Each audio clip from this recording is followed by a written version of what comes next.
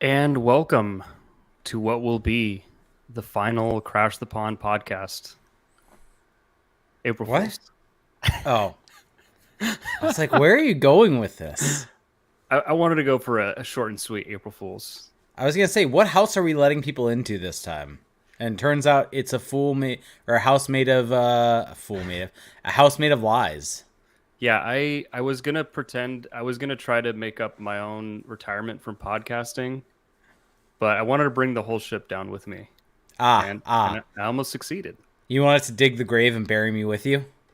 Yes, I wanted for the whole thing to go down in flames, but Yeah, no, I respect it. just kidding. I'm just really trying to be in the spirit of the holiday.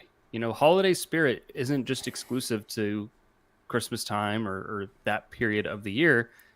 That term can really apply to any holiday. And shout out to the Victoriaville Tigers today for tweeting that Tristan Luneau was going to go play for them and returning to them for the Wait, was that playoffs. an April Fool's joke? Yes. What an awful April Fool's joke. The Anaheim Ducks Twitter account even replied to the tweet and they were like, good luck, but like saying it in French. And I think that someone must have told Duck Social, like, oh, actually, no, he's not going back. And so they deleted the reply. And hey, I respect it. They leaned That into the no, bit. I don't respect that. That is an awful one. I think it's great. That's awful. I saw that today and like didn't think twice about it. Like I was like, "Oh, that's awesome. He's playing it." That's joking about someone's health. That's horrible. I'm guessing that there might have been like a pre-approval or something with him. Like, I'd be shocked if they didn't reach out to him I mean, beforehand. it sounds like the Ducks weren't clued in on the joke, so Well, the Ducks social team wasn't yeah. included. Yeah. Yeah, so I thought it was kind of funny just because Wow. they just went full send. Like they just absolutely went for it. And like their fans are so pissed in the As they reply. should be. I mean, can we just acknowledge that April Fools is kind of like a holiday that brings out some of the worst in people, deceiving, making things up.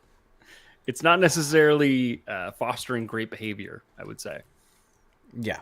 I'm not a fan of that. I hate April Fools to be honest, because I get got. I'm like such a like sucker for it. Also, where like I think it's real. I was watching a TikTok and it was about Disneyland, and it's like Autopia and Finding Nemo are being closed in April, and it was like they're gonna use that because it's so much space and all that stuff. And it's like the last time to ride it is April 1st, 2024.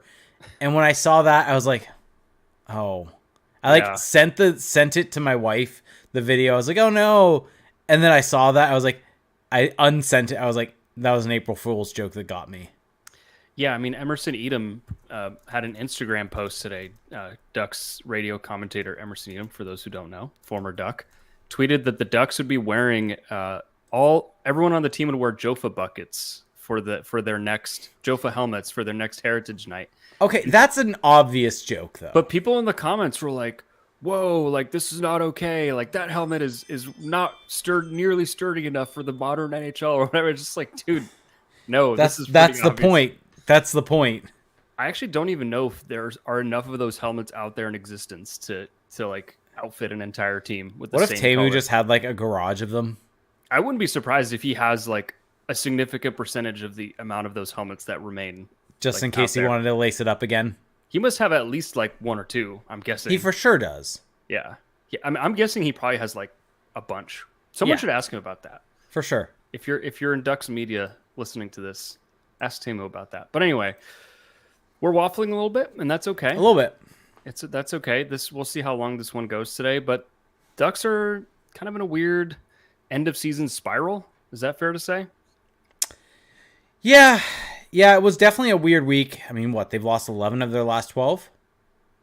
Yes. Something like that. And they lost all 4 games of this past week.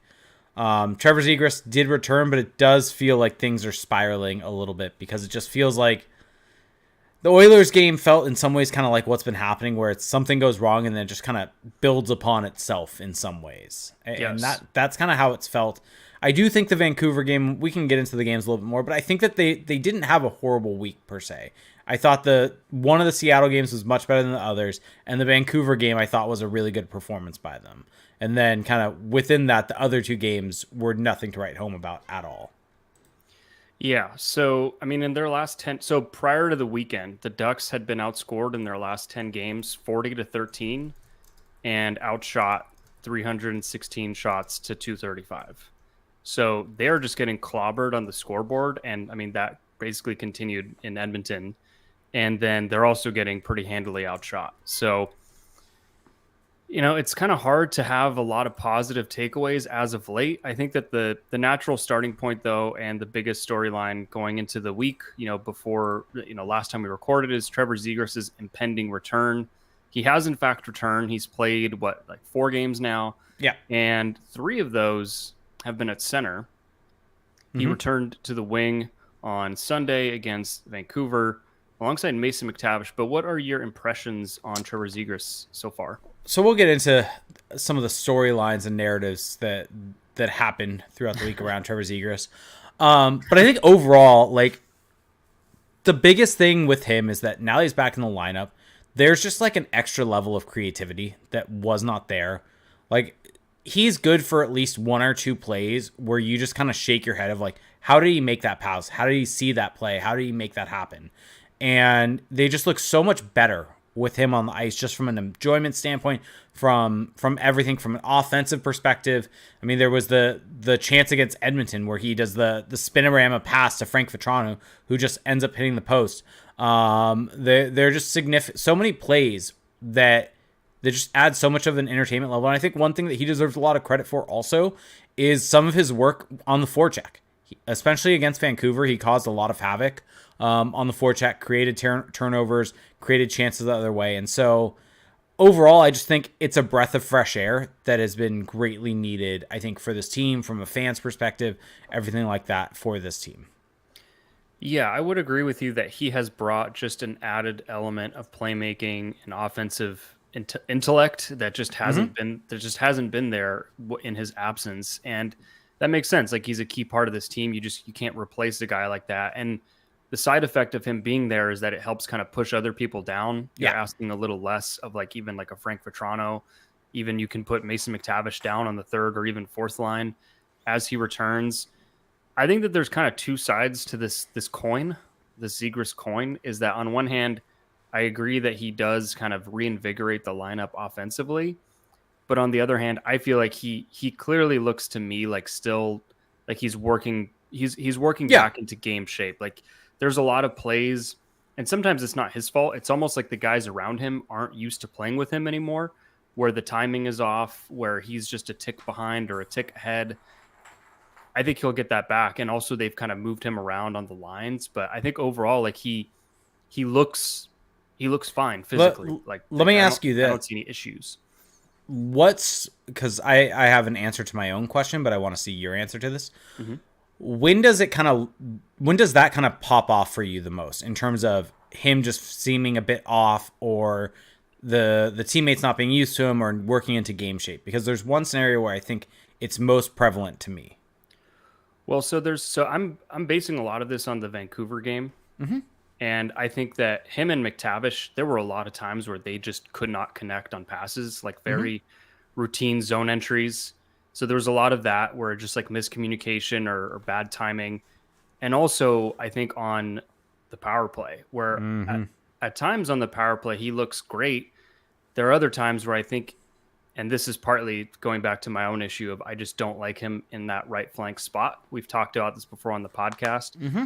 But he just kind of feels like he's almost like there's too much information to process. And sometimes he'll either default to like a home run play, like just a kind of a low percentage pass into the slot, or he'll just kind of make a really like almost too simple play where he's just going to send it back up around the boards or something like that, or force a shot. So for me, it's power play and like zone entries with McTavish that look really rough. Yeah, I'm glad you mentioned that, because power play was exactly what I was going to mention. It feels like there are times where he's definitely looking for the more cerebral pass, but it also feels like there's in some ways too simple of plays that are being made by him, and it feels like he could definitely do something to work the puck into the center of the ice, work it to get to a slot shot, because it feels like right now it's kind of him just kind of passing it back and forth and just being there for a one-timer, which is just not really his game. Like No. that's not something that's beneficial from him on the power play. And so, while I think having him on the power play is a great thing, and it's going to reinvigorate that power play and help it out a bunch, and just adding another high skilled player is always going to be beneficial. But it just feels like the unit needs to get, he needs to be put in a different spot to more benefit what he can do with the puck. And when we saw early on in the season, I think success for that power play was with him and Carlson on that right flank with a little bit of an interchange, right? And he would end up a bit lower and be more creative from below the goal line. And I don't think we've necessarily seen that so far. And I think that's where working into game shape, working into an understanding where it's almost like, I feel like your natural instincts can take over at 5-on-5 a bit more, because you have defenders tied to you, you're having to work for space, and so you're not really having to think as much with the puck on your stick. You're just able to react to the play. And when you're such a high skilled player, that's when your best plays come out. You think of the spinorama pass. He had a guy tied on him when he made that pass. He didn't really have a whole lot of space. On the power play is when you have that time and space, and you have that time to think. And sometimes when you end up overthinking, you don't make the right play there. And I think just making it more natural and getting the reps there are going to be important for him down the stretch here. Yeah, I think it's a combination on the power play where, on one hand, I think we have kind of a body of evidence that right flank just isn't a great spot for him. Mm-hmm. Like he's not a one-timer threat. I mean, he had a one-timer against Vancouver. I think it was at 6-on-5. That must have gone like 4 feet wide. It was just really hard to look at. He was kind of fading away, like he almost like sliced it. And then there's other times where he'll just he'll be almost at the boards, and he'll just be so far away from the middle that it's just really easy for the penalty kill to kind of assess like where the threat is going to be, because clearly he's not scoring from the boards. Well, and actually Eddie Olczyk made a point of that, and I think it got a little bit lost because of him saying it mid-conversation. But he was making the point yesterday on the power play that Zegras being so far along the boards is kind of useless. Like, he's kind of useless on that power play. Yeah, it's true. And some people misheard it and thought that he was saying Trevor Zegras is a useless player. No, I don't think he thinks that. That's not what Eddie Olczyk was saying in that situation. Something happened right afterwards, so he wasn't really able to finish the thought. But he kind of added to it at a later point in time that being that far along the boards when the puck's on the other side of the ice, you're just not impacting the play that much. And so that's kind of where I was getting at with the two sides to it, which is, on one hand, I don't think that spot is ideal for him, but I also think that he has an opportunity to just play better within that spot. Like, there are just things that he can do better right now, even if it's not the ideal spot for him, and it's maybe not the ideal spot for everyone else.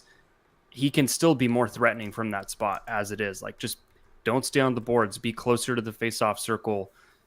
Add a little more deception in your passing. There's a lot of times where he's just kind of staring one way and telegraphing his passes, and like, that's not something that we're used to seeing from Trevor Zegras, which all of this kind of leads me to think, which is what we kind of let off with, that he's just, by game shape, I just mean like his timing, his rhythm, the flow of his game, it just isn't fully there yet. And it's interesting because when I watched his first game back, when I watched yesterday's game, like, I was kind of expecting the Trevor Zegras experience, based on some people's comments of like, oh, like, he looks great out there, blah, blah. But really, it's because he looks great in comparison to everyone else. Like, his presence alone is really noteworthy, but I don't think he's anywhere near like the peak of his powers right now.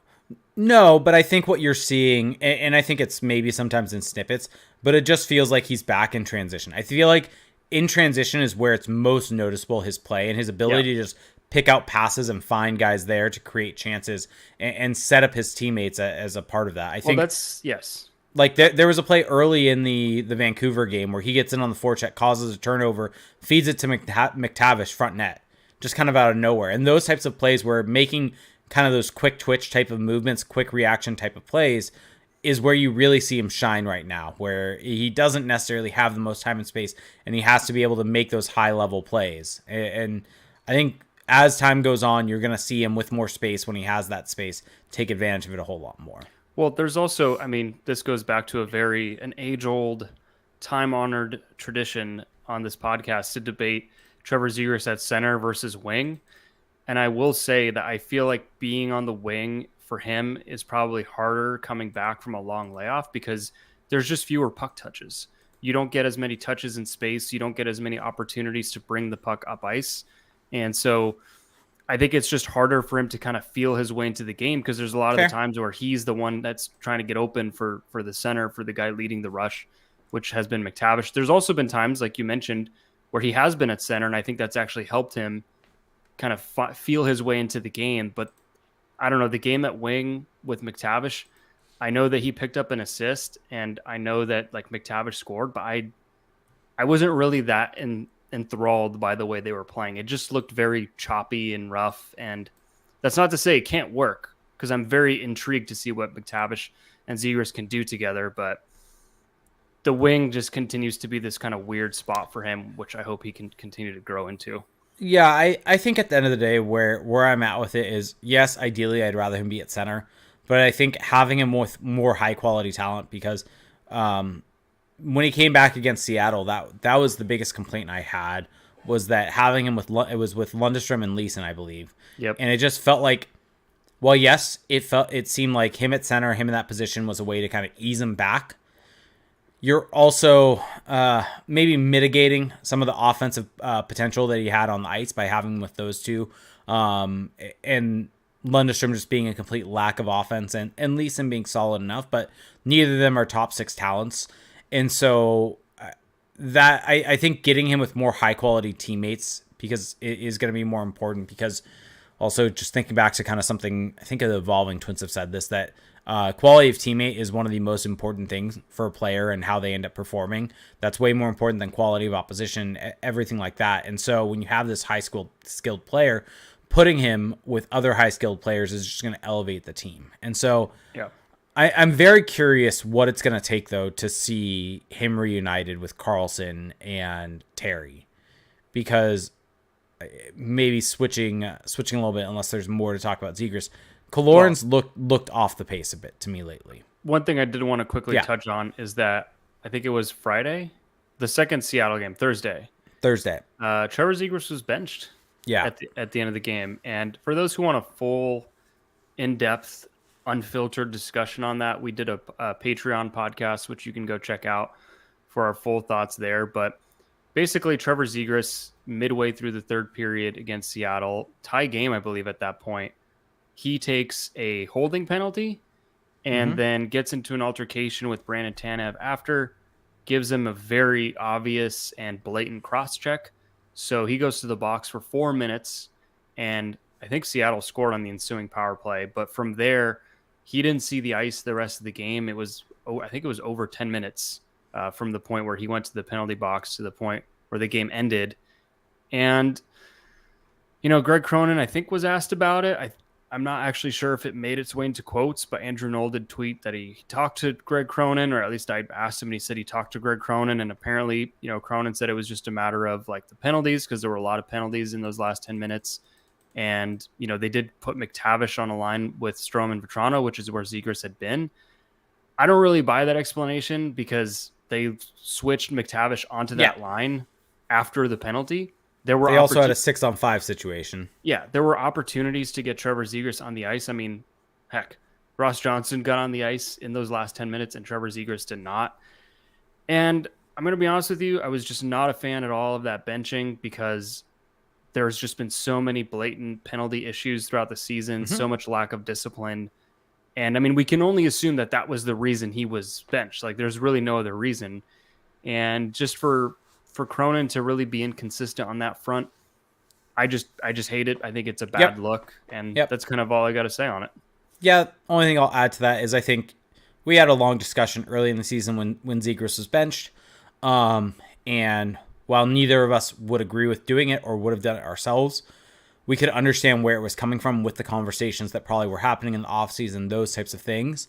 The issue here is that in no part of those conversations was there ever penalty issues, or were penalty issues ever brought up. And also on the flip side, the Ducks have the most penalized, or the player that has taken the most minor penalties in the league, in Frank Vetrano.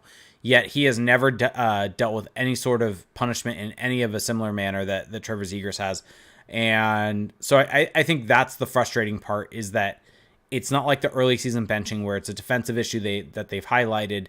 It's something that was not highlighted. It's something that there are players on this team that are not getting the same treatment. And so it just feels like more singling out of Zegras. And I think just the other part of this, and we dove into this more, so go listen to our Patreon episode or check out our Patreon for that episode if you want to go hear more of our opinions on it. But you don't want Greg Cronin making a decision necessarily off of rumors and things like that. But he's not dumb. He would have seen the rumors, would have seen the speculation that was happening, would have seen all the stuff, would have seen the Athletic article saying Zegras is the most overrated player in the league, all that type of stuff. And then in his second game back to make this decision, it just feels like a miss on his part and something where he's not really backing his player. And I think that's my frustration. And maybe what we're seeing with the quote that came out afterwards to Andrew Knoll about the fact that it was due to power plays, due to this type of stuff, feels like a cover-up, and probably a cover-up because he may have known he screwed up. That's pure speculation. That's pure speculation on my part, though. Well, I think it's so. I think we can surmise pretty confidently that Greg Cronin is aware of the chatter, because you'll remember when the Ducks were up in Montreal, like he kind of unpromptedly came out and kind of gave this whole thing on Zegras as a teammate and all that, and as a person, as a player. So I think that Greg Cronin knows what's going on, understands the conversation around Zegras, and I personally I don't believe his explanation. But I also don't think that explanation is really like the truth. I think that this is my view. I think he's just like, well, if I feed into this, it's just going to make this kind of Zegras thing just kind of blow up. It's going to be another instance that these insiders can use to just kind of like dogs on raw meat, just go and run with it. And so making up a reason that might not be true might be the better way to go, to just kind of let the story die than to be like, oh, Zegras cannot take those penalties in that situation or whatever. Like, I think if that's the reason he did it, I think that that's a pretty smart move by Cronin, and I hope that's the reason he did in fact say that. So, yep. Okay, well, that's kind of all I've got on the whole Zegras benching, and maybe Zegras as a whole. I don't know if there's anything else to really touch on with his game. No, I think it's exciting to have him back. I think having him play the games down the stretch is just going to add a level of excitement. I think from a fan perspective, right, this is now maybe jumping onto this side of it. I think there are probably some people out there that are like worn out by this team, might be a good way of putting it. I'm trying to think about the... You don't say. But I think for anyone listening to this podcast, which means you are the most diehard of Ducks fan, that you are listening to our podcast, listen to it every week, year after year, with this team being in the situation that they're still in, that you may be looking for something to watch. And I think adding Trevor Zegras back to the lineup for these last however many games, 8-9 games, I think is exactly that. It just adds a level of excitement. It adds intrigue. It's something that we haven't seen that much this season. Like going into that first game against Seattle, I went back and looked it up. They had only had a fully healthy lineup. Well, not even fully healthy. A fully healthy forward group, I'll say, for 2 games prior to that. Because I was curious. Karlsson came back from his injury and Zegras was playing. And by the time Killorn came back, Zegras played 2 games with Killorn and then was out. And then by the time Zegras came back, Karlsson got hurt. By the time Karlsson came back, Zegras was hurt. So they had only played 2 games together. The entire group, if you want to consider it the top 7 guys, the top 7 forwards on this team, those guys had only played 2 games all season together. Yeah, there's a lot of chemistry that they just haven't been able to build. Correct. So I think if you want to watch and look for something to watch, it's the fact that we finally have a healthy group. And especially after some of the scares that happened with Karlsson, things like that, the fact that you can finally see what this team could have been this season. And first 4 games of that, not great. I was going to say, careful what you wish for. But I think there's a lot to watch and watch build here. And I think that's what really excites me. Yeah, another thing I wanted to point out really quickly here is that, I think Eric Stevens hinted at in an article that Mason McTavish is playing hurt. And I don't know if that's him saying that. Oh, he for sure is. Well, I don't think we know for sure. I don't think that's been said by anyone, but fair. We can assume based on the fact he's just been in and out of the lineup and that he's just been kind of on and again, off again hurt, that he probably is playing with some kind of issue. But something to kind of point out just with his current play. And then the other thing I wanted to bring up, a big shout out to Olen Zellweger. First NHL goal against the Vancouver Canucks. Just one of the one of the best shots, one of the Yeah. most accurate shots, one of the most disgusting shots that you'll ever see at any level of hockey. I think he was just coming off the bench, builds up some speed, gets into the offensive zone, Mm-hmm. gets a pass from the corner, and kind of just walks up that wall and sees that the goalie for Vancouver is kind of in this weird awkward no man's land where he's about to integrate into his post, but then he's not really. And Zellweger as a lefty on the left side just puts a perfect, and I mean like millimeters was the difference there. Mm-hmm. Perfect shot underneath the bar, short side. Man, you can't, I don't think there's very few ways to score a better first NHL goal. And so all the credit to him because we'll get into it more, but I think he had a very strong showing against the Canucks. But Yeah. what a way to announce yourself to the world on national TV, by the way. Yeah. Left-handed shot from that left wing going like near the goal line.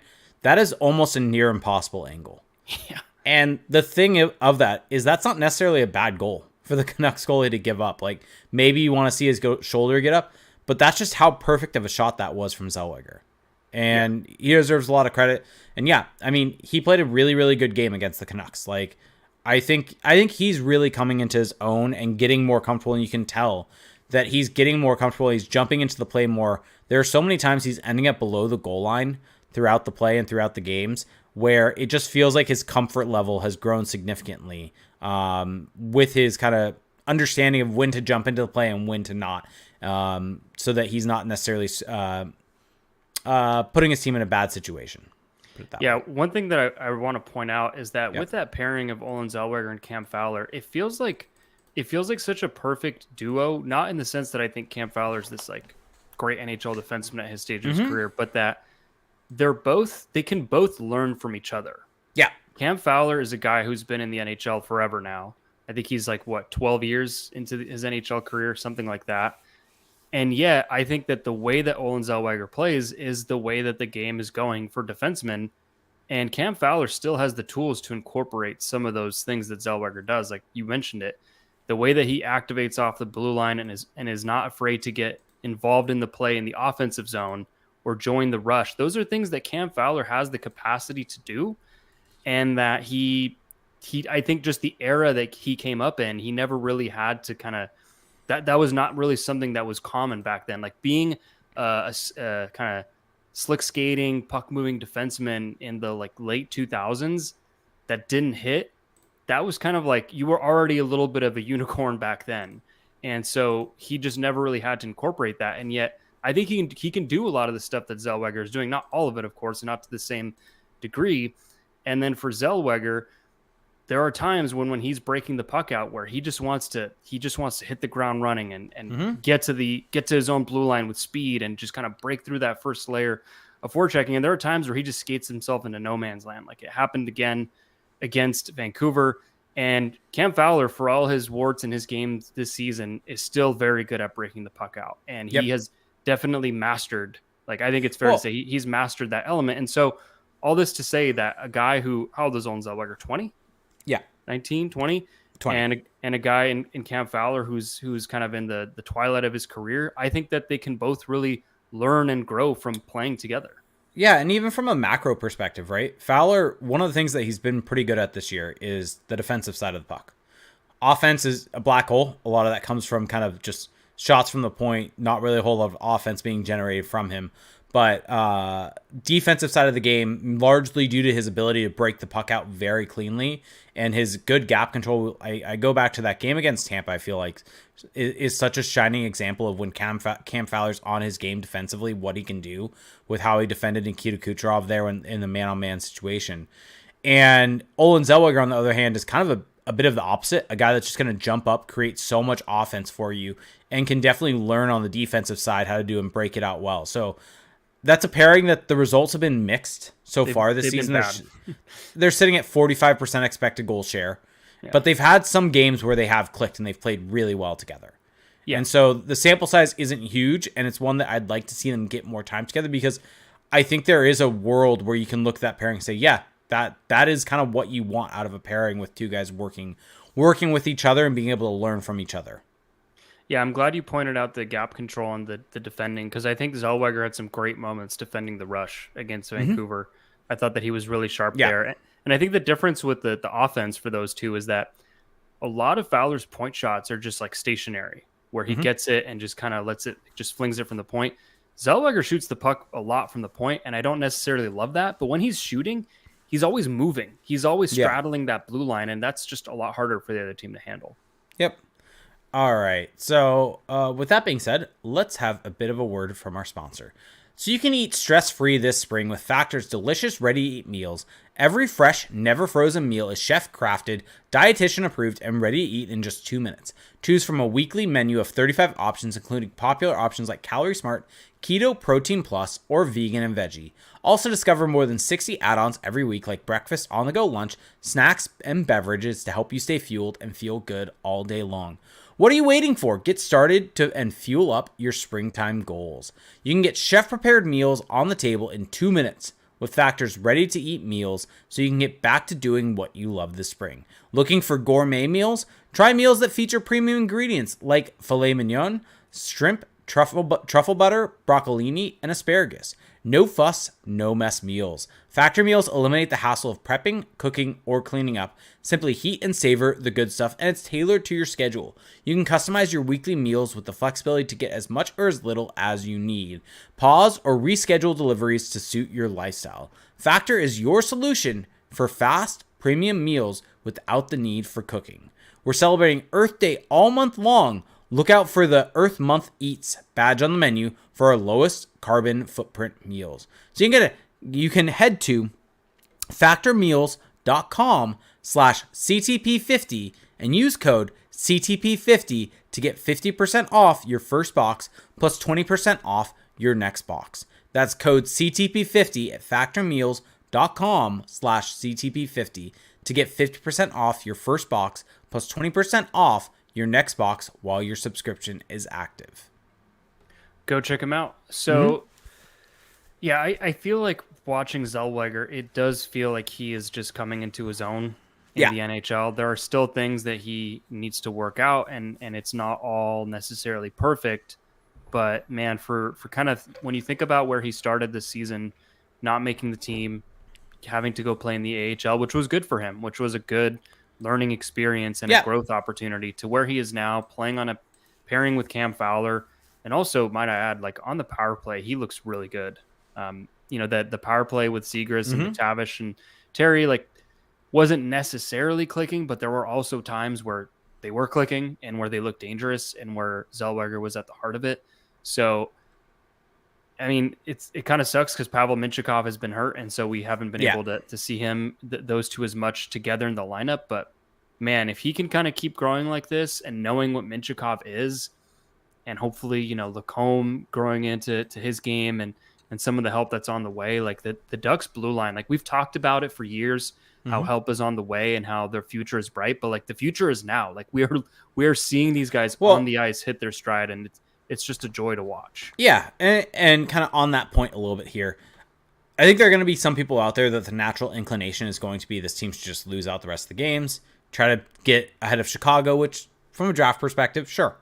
Yeah. But there is a difference, I think, with this team as compared to prior seasons because of the fact that you have the Zellwegers, the Mintyukovs hurt, but the Mintyukovs, the Lacombes, all these young guys that are your future. Yeah, even Zegras, Zegras, McTavish, like all these young guys that are the future of the team. All the guys that we have been waiting for to be on this team are here, where winning these games actually does have some value for them in terms of the buy-in, the belief with Greg Cronin's system, the understanding of the system, and everything like that. So I don't think this is a complete burn it down, lose all the games to get better draft odds this season. Like this is a situation where you want to see how they can do against the teams that they're playing down the stretch here and see if they can show some cohesiveness, show something to build off of going into next season, something to focus on over summer, basically. Yeah, I mean, we also saw last year the Ducks had. Did the Ducks have the best odds? They did, right? They finished last. I'm not forgetting that. Okay. Yes. They finished last and they didn't win the lottery. So it just kind of shows that even if you have the best odds or you climb up the odds slightly, that it's not a guarantee of anything. They are in a position though where, they have 7 games left, 52 points. Chicago has 8 left with 49. So like there's an opportunity that maybe they could swap, but at the end of the day, it's not big jumps in percentage. So I just don't. I think that you are correct that the way that this team is trending, that the way that next season, how important that season is, you need them to feel good about themselves. And we can debate how much that stuff matters, how much that will actually carry over. But I think it's important for these guys to have some proof of concept that, hey, like we are capable of competing at the NHL level. Because if you look at the week that was, like that game against Seattle on Tuesday was not good. That was a healthy lineup. They came out and just straight up dropped a stinker. And then the second game against Seattle, a little better, but they just completely implode in the third period with all the penalties. Took way too many penalties. Took 10 penalties, right? And again, we can debate like calls, what have you, but if you take 10, you take 10. So you did something wrong. Yep. And then they go into Edmonton, they get clubbed, which I think you just kind of have to expect. And then a good show, and then a better showing against Vancouver. You know, I thought that there were some. I mean, they had an opportunity to win the game. Like, I mean, with a couple minutes left in the game, it's tied, and a miscue in the D zone. But that's they had a power play late, and the power play just really couldn't get anything going. And I mean, that's in some ways on what we've talked about all season long, and it's kind of the story of the season, right? Of penalties and special teams being a big flaw for this team, because both goals I think the Ducks scored were at 5-on-5. 2 of the 3 goals they allowed were on the penalty kill, and then just kind of a miscue in the defensive zone to allow the third goal against. And so a really good performance by that team, or by the Ducks in Vancouver, spoiled by some mistakes and a poor special teams outing. Yeah. But all things considered, though, the fact that they were in that game until the final minutes compared to the previous 3 games, a stinker in Seattle, a just botched game, another botched game in Seattle, and then the expected outcome against Edmonton, it's a step in the right direction. For sure. Now this week, you've got Calgary, you've got Seattle. Down the line, you've got the Blues, you've got the Kings. So not easy matchups, but also games where I think those are winnable for them. Like teams that are out of the playoffs, or the Kings, who knows how motivated they'll be down the stretch. So there's still something to play for these guys. I mean, their next 3 games are all winnable games. Like Calgary is a winnable game, Seattle is a winnable game, St. Louis is a winnable game. Yes. Like those are all winnable games if you're looking at just how those teams have performed this season. None of those teams are, I think, above 50%. Or let me double check that real quick before I make that type of statement. Not Calgary. And I'm not sure about St. I think St. Louis. I think St. Louis is like really bad at 5-on-5. Yeah. Let me see. St. Louis is the Blues are worse than the Ducks at 5-on-5. Actually. Yeah. Yeah, it's just that the Blues are somehow still hanging around the playoff picture. The Kraken are, sorry, that was what I was wondering. The Kraken are exactly at 50%, 50.7%. Yeah. And well, I guess it'd be a little bold to say winnable against the Kraken, considering they just lost to them twice. But sure, but I still think that's a winnable game. Maybe not at a high percentage, but it's a winnable game. Yeah. But the Flames is a winnable game. The Blues are a winnable game. The Kings are a really tough opponent, as are Vegas. But I mean, the Ducks have, what is that? The 7 games left. I would put, 4 of those 7 are in the winnable category. And then you just kind of never know what happens when you get down the stretch against LA and Vegas. They're not easy games, but maybe they come up with something. Well, there's also going to be a point where some of these teams start resting players. Yeah. Like as they solidify their playoff position. LA isn't there quite yet. Vegas is kind of pulled away a little bit in the West. So we'll see. I know that this is the drum that people are probably tired of being banged over and over, that, there's still something to play for, that, there's still something at stake. But it is true. Like, these games are still important for these players. They're important for Greg Cronin. They're important for staff. Like they have to show they can't just go out with a whimper, basically. I think that's the big thing there. Last season's different also because you knew Dallas Eakins was not going to be coming back. It was very weird vibes last season. Like last season, no Dallas Eakins coming back. There was going to be a new coach. This is Greg Cronin's first season as a head coach. Like, this is really important for him to be able to get something going here. Yeah, I think that Greg Cronin has to kind of show like that he can coach up some winning hockey. I think that he has made some interesting tweaks in the last week. I mean, putting Zegras at center 3 games in a row with, kind of going with the McTavish, Zegras, Carlson center tandem. Then Sunday going with Zegras and McTavish in the same line. Maybe it's a situation where they were just kind of trying that out, letting Zegras kind of ease his way back in the lineup. Should also mention that McTavish was demoted to the fourth line Yeah. on Thursday after some penalty troubles. So kind of a first little inkling of accountability for him. But by the end of the game, he was back in the top six. So at Trevor Zegras' expense. Yeah. But yeah, anything else in the last week? Because there have been some other things happening outside of the Ducks. Sam Colangelo signed his PTO, I think was what it was reported. Have the Ducks mentioned anything about that? No, I don't think it's officially been announced, but the Goals announced it. Which is weird because I guess I'm not sure why it would be a PTO versus an ATO, but that's very need to wait for the goal announcement. Yeah. But Niko Majatovic signed an ATO and agreed to an entry-level contract that begins at next season, is I believe what it was. So he has joined the Goals on that ATO. And then Cutter Gauthier. It looked like for a minute there, Boston College was going to be upset by Quinnipiac, and we would get Cutter Gauthier joining the Ducks soon. And Gauthier had other things going on there in that game and scored the game-tying goal to tie the game. And then Boston College ended up winning that game. And so I think it was an assist. Was it an assist? I thought he scored. Yeah. It was on like in the... I'm pretty sure it was an assist.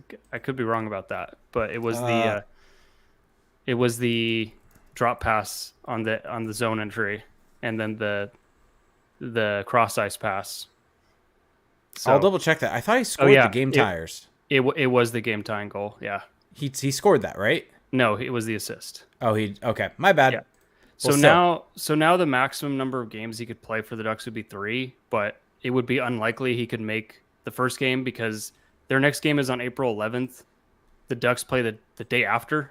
I don't know if he would play in that game. So now we're really cutting down the amount of games he could really play with. And that's assuming they lose that game also. Well, yes.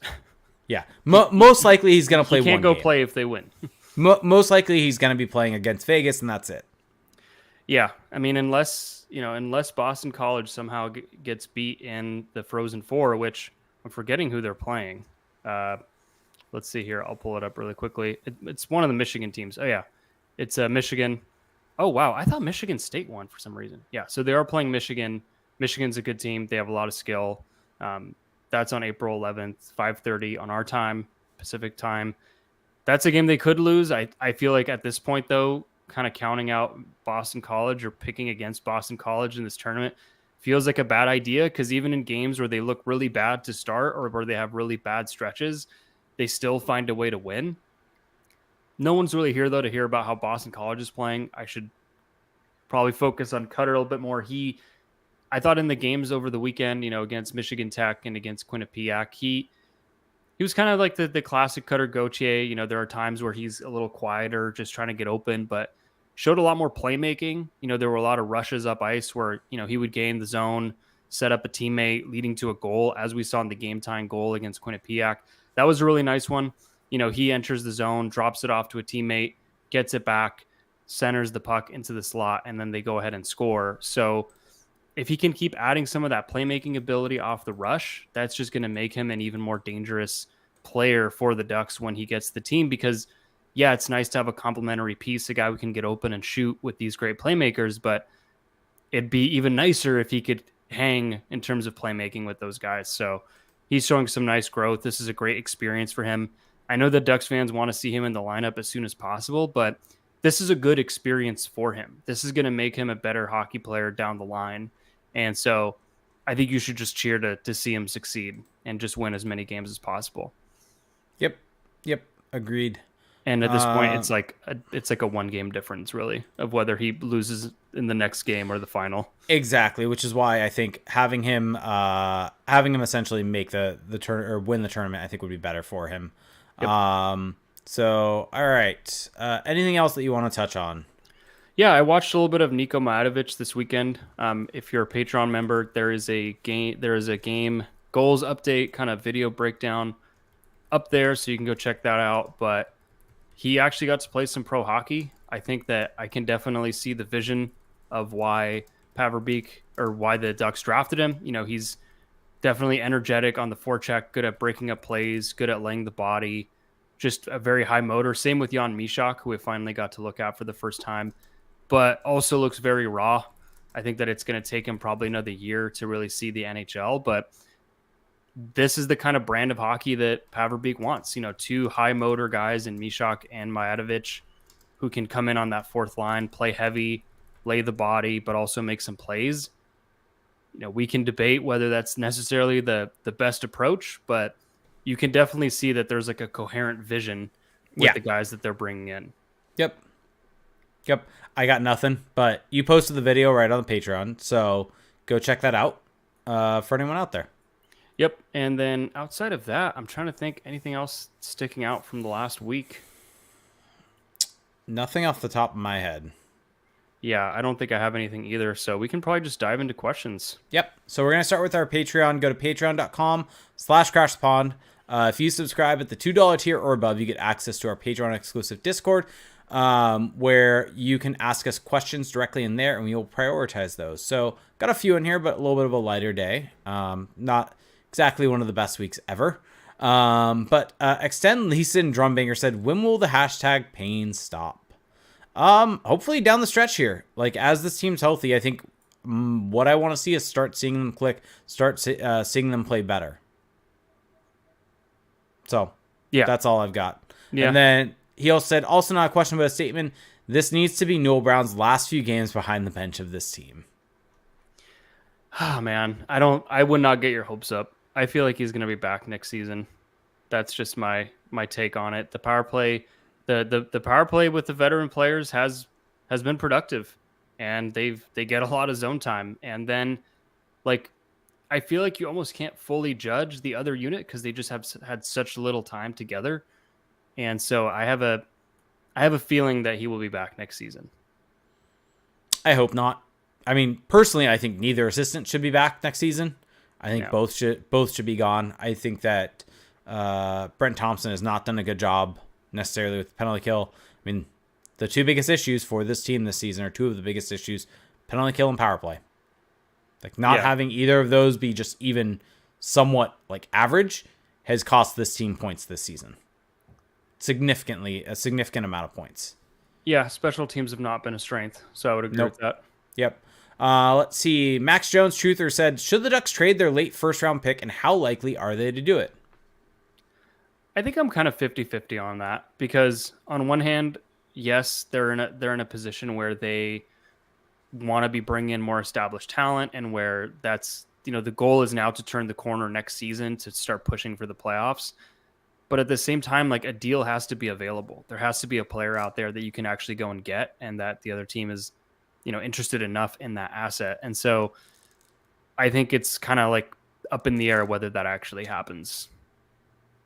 Yeah, I think it's more likely they end up taking a player with it. Really quickly, wanted to mention this. I'm watching the YouTube chat right now. We mentioned Colangelo in passing with him signing the PTO, but waiting on it being put out there. But wanted to at least mention this. Some people are saying why he only got a PTO with the goals. Most likely, my view of this, of what's happening, is it's either an ATO or PTO. The specifics of that are unknown. But he's probably signed an entry-level contract, most likely. We'll have to wait to see. That will begin next season. This is kind of standard protocol for the lower tier college players that maybe are more just happy to join the organization. And so they sign a tryout where they can play games with the AHL team for the rest of the season, and then they don't burn the year off their entry-level deal. And so that's what it sounds like is happening with him, because he is eligible to be a free agent come this summer. So I would imagine that if they're doing this, that he has a contract signed that will begin next season. Drew Hellison was a similar case when he came to the Ducks, of signing an ATO and then having an entry-level deal. So that's why. Let's see. Hey, Odifo said, who secures the last wild card spot in the Eastern Conference? Oh my gosh. That is a great question. That the answer changes day by day. I'm going to go Capitals. Let me look at the standings right now. Caps. Let me see. Caps are currently in that spot, right? Yep. They have 2 games in hand on the Red Wings, who are tied with them in points. And then the Flyers secured an overtime point tonight against the Islanders, which was actually a huge result for them. I'm going to go with it's going to end up being the Flyers.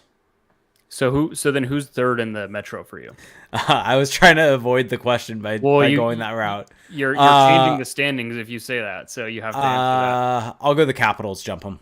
Yeah, I think Caps and Flyers just kind of Like like, the Flyers have played 76 games. The Caps have 3 games in hand on yeah, them. Like that's a yeah, lot.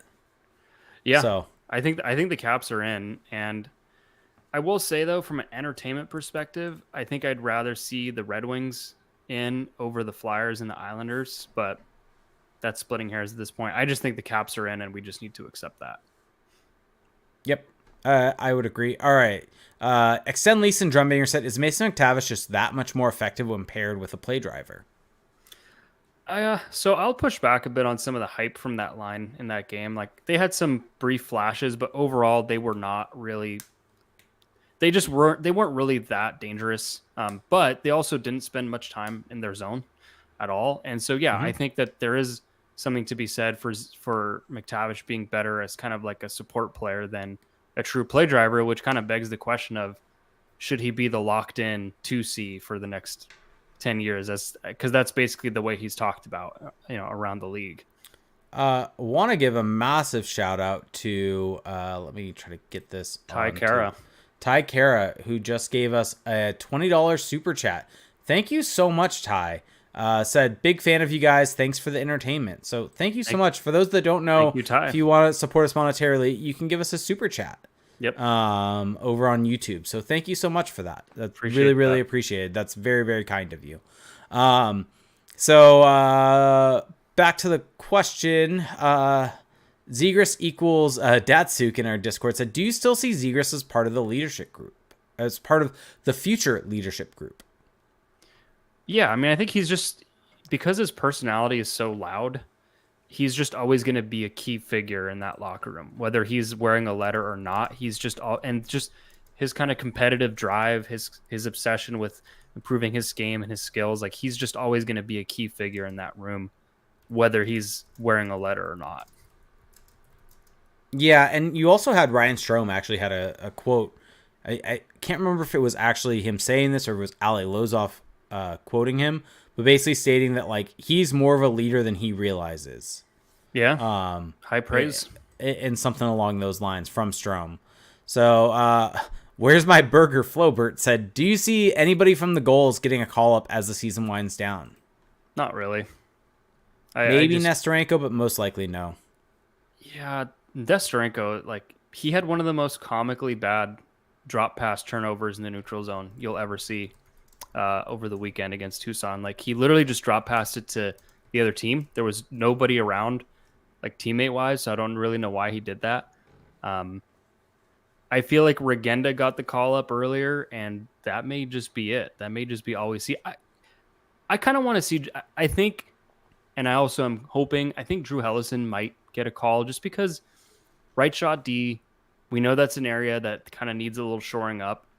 And watching him play in the AHL, like I think he's good enough to play in the NHL. It's just a matter of like him getting the opportunity. I feel the same. I feel the same way about a lot of guys on the goals. Like I feel like that about Braden Tracy, where I just think like they just need to get a shot, and when they do, we'll see what happens. But with Hellison, no, he's not the fastest. No, he's not necessarily the most dynamic. But as like a third pairing, like I think he can be Gus Lindstrom, for example. I think he can be that pretty soon, if not now. And so I would like to see him get a shot, and I think maybe they will because watching him, it seems like he's close. Yep. Let's see. Burger Pope Congregant said, building on this about the trading. What's do you think Burger like? Do you think name? we trade various second round picks? No, I don't really see the Ducks trading a bunch of picks. Like I still think that there's nothing wrong with just making your picks, stocking up, and kind of being in that position that we've seen the Tampa Bay Lightning be, where like as their dynasty extends over the years, like you have guys that you drafted all of a sudden inserted into the lineup and contributing, and also being on cheap entry level contracts. So there's still like the Ducks aren't at a point where they can just stop drafting players. Basically, like there's still a ton of value in bringing in cost controlled players who like aren't going to be UFAs for like basically almost a decade, right? Like there's still a lot of value to that. Mm-hmm. Agreed. Let's see. Where's my burger? Flobert said, do the Ducks trade anybody if they do end up with Celebrini?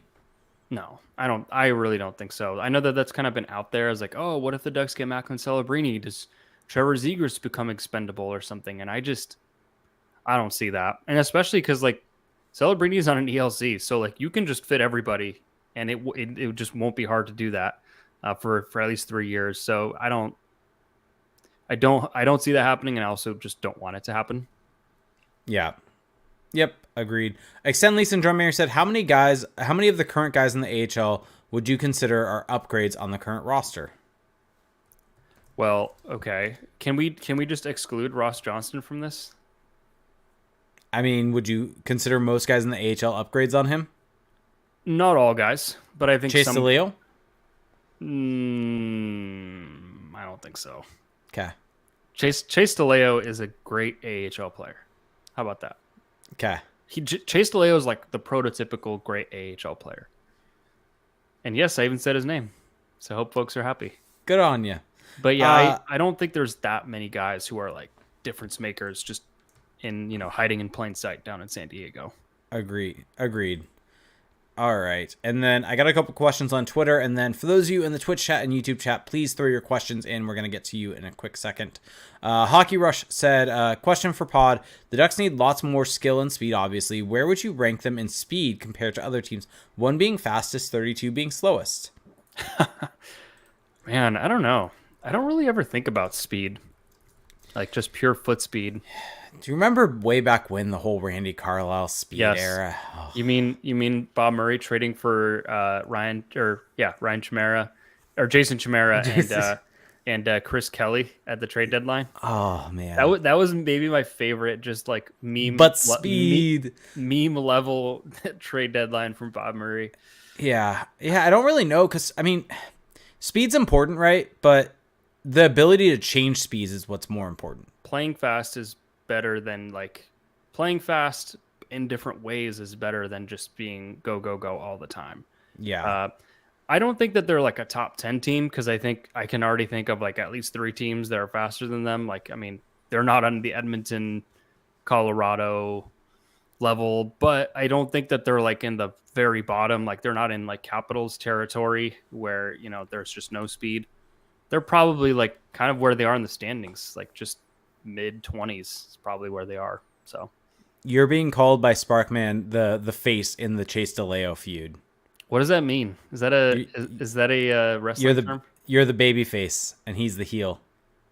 Chase DeLeo is a heel. The man chose to wear 69 at an NHL training camp. Even though despite the fact he's never worn that number at any level.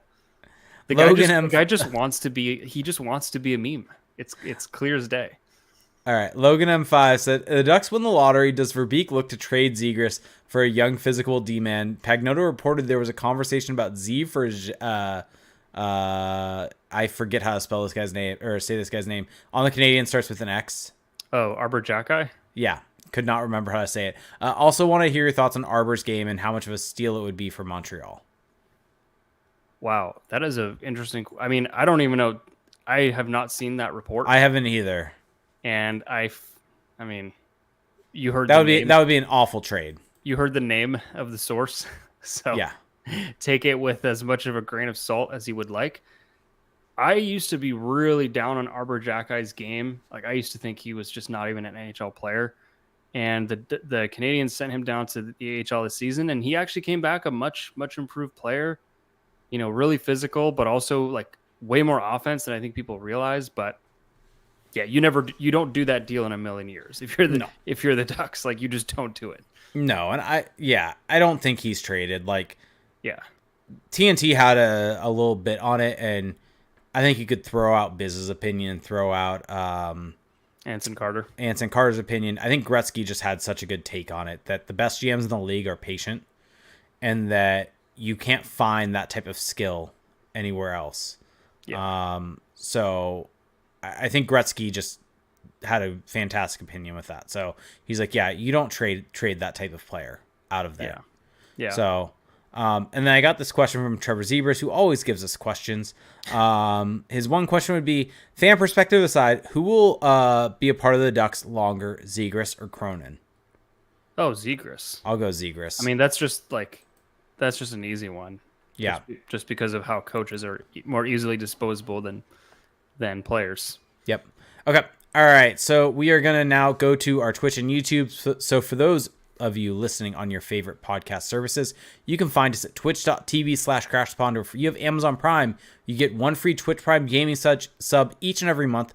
You can be just like Brandon Pineda, who resubbed for 16 months, so thank you so much. You get special badges next to your name, special emotes in the chat, and it does help us out more than you can imagine. Or you can find us at YouTube. Go to youtube.com/crashthepond, where if you want to subscribe to the channel there, it helps out more than you can imagine. It's completely free to you. If you like the video, let's get a like spike going. If you're watching this on YouTube, Like spike. hit that like button for us. Like spike. Or if you want to help us monetarily there and just want to support us, super chats, just like Ty did, helps out significantly. So we're going to start getting into questions. So we got this one from a couple of them in Twitch and a couple of them in YouTube already.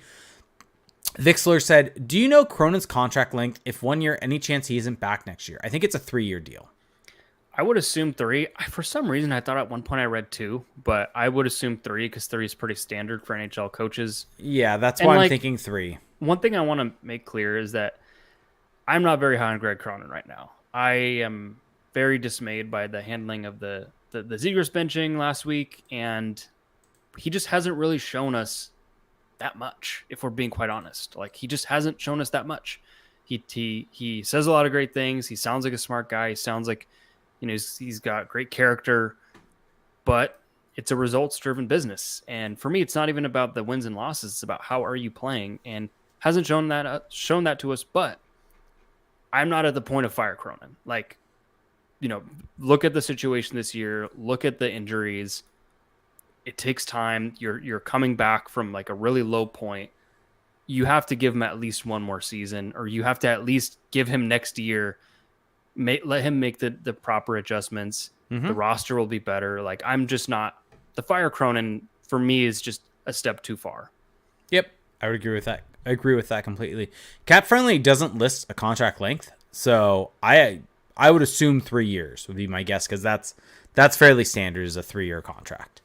All right. Hardcore Luchador said, question, when Chase gets called up, what number will he wear? With a crying laughing emoji. Yeah, he's not getting called up. All right. Muhammad Zegras said, question, when does Kevin Roy become a regular in the Anaheim Ducks lineup? Kevin Roy? Wow. Or Kevin Waugh, sorry. How long has it been? It's been way too long. How long has it been? The Kevin Waugh fan club? Yeah, that's the OG bit. Yeah. Yeah. Not bad. I mean, no, it's not happening, but I wish it would. Yeah, he was a fun player. X Nicholas Rage said, what is y'all's take on the lack of retribution for penalties outside of, like, literally just Zegras? Do you think there's some level of Cronin and Verbeek wanting to give guys a year to learn to play aggressive this year before cracking down next year? Is there some level of feeling like the penalties have been overblown? Because, I mean, it is ridiculous how much more the Ducks have been penalized compared to the rest of the league. I mean, I think the fact that there has not been any sort of retribution towards the players, retribution might not be the best word. Accountability is the better word. When you have some of the most penalized players in the league in Frank Vatrano and Radko Gudas, and it feels like they've come out of this scot-free. And while, yes, you can maybe fine-tune and look at those penalties and say maybe they shouldn't have happened, most of the time the way it works in the league is that, sure, you can do that, but there's also going to be plenty of other situations when you should have gotten called and you weren't. And so if you're getting these many penalties called against you consistently by different officials, right? This is not just one official that's calling all of these. There's something bigger at play, and you can't just constantly say, oh, it's the officials, oh, it's the officials, oh, it's the officials. Blaming the refs for this is like very low bar, low hanging fruit analysis. Yeah, and I don't really even think you can say, like, I don't think this is a Cronin system issue, because we've never, like, there are plenty of other teams that play a similar system, and the Ducks are one of the most penalized teams in the analytics era of hockey. Like, this is players being overly aggressive, and you look at a lot of the penalties, it's guys reaching around for a hold, and it's just these obvious types of plays, obvious penalties, easy calls to make for these officials. And so it's just, I guess one thing I'd really like to see done, and I think it was on 32 Thoughts they mentioned this, that some teams brought in an official during training camp to work with the players and say, this is what I'm seeing here. I think the Ducks have to do that next year. They have to bring an official with how many penalties they took to work with them on what they're doing that is making it obvious for these calls to be made. Well, so like that they like just watching Mason McTavish, like just a casual nothing forecheck play, like he just wraps his arms around players. Yeah. Like for no, like there's no good reason to do I mean, that. Gudas does it on the back check also. A lot of guys on this team will grab and will cross check like it's a legal play. And I know that around the league, like there's always going to be a fine line of things that are penalties that just don't get called. But the Ducks seem to like live on that line, and I'm not surprised that they're this penalized, to be quite honest, with some of the habits that they have and just controlling their arms and their sticks. Well, I think that's where getting an official at training camp, I think, would be really important. How about just read the freaking rule book? True. There is a rule book that is available. If you just Google NHL rule book, it is in fantastic PDF format. You can even, there's clickable links. You can do control find if they know how to do that. Like, this isn't that hard. If they know how to do that. All right. Mohammed Zegras asks, has Felix seen the ridiculous trade proposals for Zegras Habs fans make on Twitter? I don't really spend time on Habs Twitter, or at least I don't look at like fan replies. So no, I've avoided that. All right. Let's see. Christian Batista said, question, Carlson needs help. Would it be out of the question to put Zegras there instead of Killorn? Why hasn't Cronin gone back to the lines that were giving him wins in the beginning of the season? Well, I think that line is playing well right now. Killorn, Carlson, Terry. They've had some rough stretches here of late. I think against Vancouver. I think against Seattle and against Edmonton they were really rough. I think Killorn's looked a little bit behind them. Sure, but I think Killorn's looked like a step behind them at times. He also had like a couple of great scoring chances against Vancouver. Yes, I would agree. So I don't know. I don't know if I necessarily think that breaking up that line is the answer. Also, like, here's the reality, folks. You're paying Alex Killorn over $6 million. He has a goal scoring touch. Like, he's not a third line player. He's someone who needs to play with playmakers to be fully effective. Like, this is just the bed that Pat Verbeek has made for Greg Cronin that he just has to make do with. It's unfortunate. Nasrina Prihati said, do you think Lacombe will have a long future with the Ducks? I hope so. I could also see him getting traded this summer in like a hockey type deal, but I think so. I'll go with yes. Yep, I would agree. His bromance with Pavel Minchikov is great. It is so good. And if that can actually become a legit pairing with those two having a bromance, I think that's like exactly what you want there. Yes. Mohammed Zegras said, question, should the Ducks bring back Kasha? No. Ludwig Smith said, what do we target in free agency or draft or trades or whatever? More offensive depth or right-handed defense? Both. If you had to pick. Oh, if I have to pick one? Yeah. I think offensive depth for sure. Offensive depth. I think we've gone over it on episodes. The defense, in some ways, unless someone gets moved out, it feels kind of locked in next year with the consideration that Verbeek seems set on Tristan Luneau being on the Ducks. Yeah. I mean, I think that they could bring in like another depth defenseman if they like walk away from Lindstrom and Vakanainen or something. But barring that, like there's just not really going to be a ton of movement there. So you could almost say the same thing, though, with the forward group, because we've talked about it. Like, if you bring in Cutter Gauthier, which they probably will to start next season, the top nine, like, the players who will be in the top nine is kind of known. And so even if you try to, mix up your offensive depth, you're really only kind of repopulating your fourth line. There's one spot in the top nine open. Yeah, and so that's why I kind of, like, I'm trying to maybe temper a little bit of what they will actually do because it feels like they can't. Or maybe they actually embrace the reality next season that, like, hey, maybe Ryan Strome should be playing further down the lineup. Maybe Alex Killorn should be playing. Like, if they embrace those realities, then I think you're opening up the chessboard.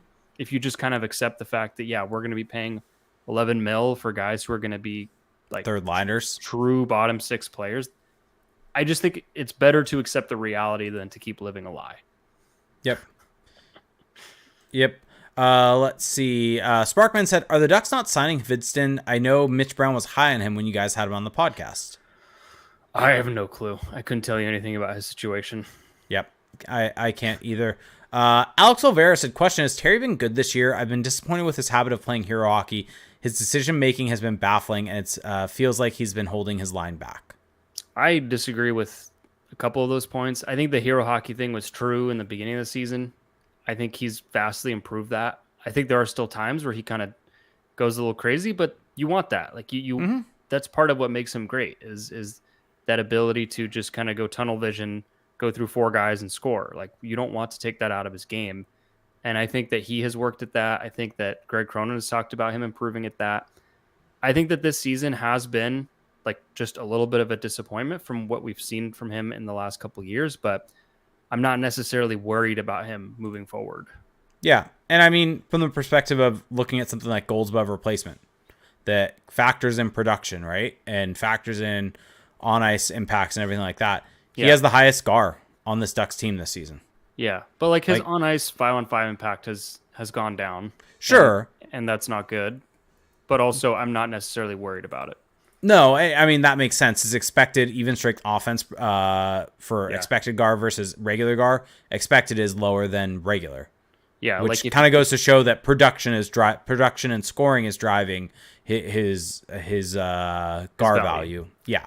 Yeah, but I mean, his 5-on-5 game has just kind of like just the numbers have cratered, but I think when you look at who he's had to play with and like who like just really like that's it, who he's had to play with, and like Leo Carlson being on and off with injury and like coming back from injury, Alex Killorn, like it's just not necessarily been the best environment.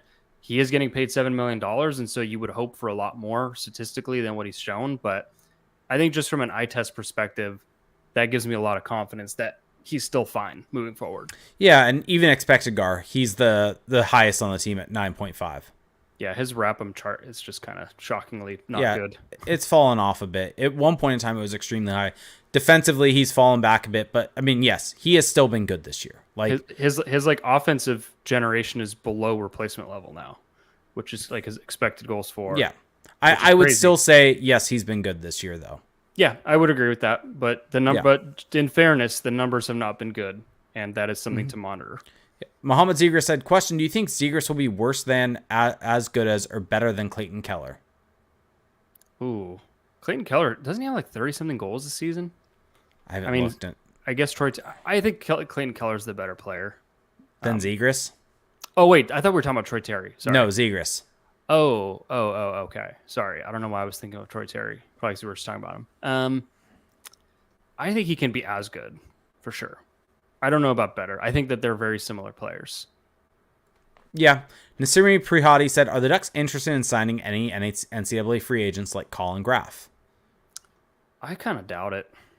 I feel like he's not I mean, I don't know about free, like if NCAA free agent's the way to describe him, but Cutter Gauthier kind of is that for them. But no, I honestly don't know if I'm being completely transparent. Like there are guys who are interesting. Colin Graff is one of them, but I have no clue what the Ducks are thinking with those guys. Yeah, I have no clue. EP Ringside had a really good article breaking down the free agent class for college, and I think there were a few guys that stuck out to me as maybe what they would be looking at in terms of players. I think, what was it? Yeah, I'm looking at right now. TJ Hughes was kind of, I think, exactly the type of player Verbeek may want to be looking at, so maybe that's a guy they look at. I don't necessarily know if Colin Graff, who seems to be one of the more highly touted guys, will end up going to the Ducks. But yeah. Let's see. Christian Batista said, can you guys elaborate on Patrick Kane and Verbeek's relationship? Do you guys see Kane coming to Anaheim to play with a very young team? So was this last podcast that you mentioned this, but that Verbeek was, or I forget the way it works. Kane was his billet, or was Verbeek the billet? I forget the way. Regardless, Kane lived with Pat Verbeek when he was under 14. He was his billet family for Patrick Kane. Yeah. Yep. And so no, I don't really see Patrick Kane coming to Anaheim. I mean, you never underestimate these deep-rooted connections. I will say that, but I feel like Patrick Kane probably just stays with the Red Wings, if anything. Yeah. Yep. So. All right. Want to get to some shit show questions because I don't see anything else as of right now. I mean, I'm kind of ready to wrap up, but we can. Let's just wrap it up then. Okay, let's do that. Thank you for listening, everyone. Thanks for sticking with us. I know it's a hard season, but I mean, let's look at it. The Ducks have 7 more games left. Yeah. 7 more games. I don't know. When is their final game on the schedule? Their final game is against Vegas on the 18th. So we have 2 more episodes. Yep. With games afterwards. 2 more episodes, and it is crazy that this season has basically come and gone. It feels like yesterday that we were just starting up, but thank you for sticking with us, guys. There'll be plenty more to talk about. If you want to help support the podcast, there's some really easy ways to do so. The number one way, go check out our Patreon page. For $2 a month, you get access to our patrons-only Discord. Great Ducks community to join. You'll get plenty of hockey talk there, maybe even more than you bargained for, but some of the best hockey talk, a lot of bits, a lot of fun jokes going on there as well. You can upgrade that pledge. So for $7.50 a month, you get access to the server. Plus, you get access to 2 bonus podcasts. So we just had one last week on Friday, going very in depth on the Zegras benching and maybe a little more unfiltered than you would get on this podcast. So go check that out. Those are 2 bonus podcasts. You also get two or more bonus videos per month for the Patreon. So, we'll do player breakdowns. Just posted one yesterday going into some of the goals players, Mishak, Majatovic, Hellison. That's at patreon.com/crashthepond. You can also leave us a rating and a review on Apple Podcasts. You can subscribe to us on Spotify, subscribe on YouTube. Check out our YouTube page. There's a lot of great content there with player breakdowns, clips of the podcast, the video version of the podcast. Check out our website, crashthepond.com. Follow us on social media. Everything will be in the description. And on that note, thank you for listening, everyone. And we'll talk to you next week. Have a good one. Bye.